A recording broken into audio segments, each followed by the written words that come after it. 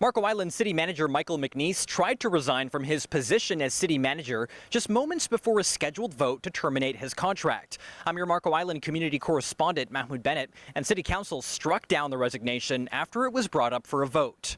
After a tense 4.5-hour session, Michael McNees is keeping his role as Marco Island City Manager. Council was expected to vote on whether to fire him following a newly released audit that revealed major gaps in how the city accounted for a federal and a state grant. So again, it was mostly cut off, things recorded in the wrong year, things not recorded in the right accounts, things in your financial statements that were not presented correctly and needed to be corrected. But before council could even vote on termination, McNees first agreed to resign behind closed doors after council chair Eric Brecknitz presented him with the contract to step down. I have lost confidence in Mr. McNees's ability to lead. Brecknitz is the same councillor who tried to fire McNees last week, and his efforts to remove the city manager sparked strong pushback from other councillors who accused him of manipulation and trying to single-handedly force the city manager out. How can you angrily criticize city employees' performances when yours as the chair of our council has been embarrassing and abysmal?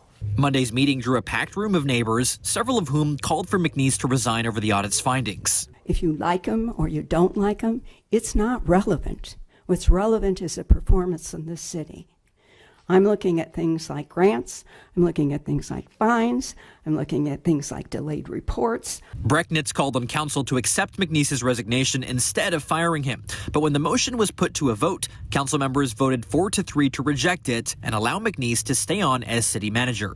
If 30 days from now we can't find a way to move forward collegially, I promise you on my honor, I'll put this agreement back on the table and I'll beg you to approve it.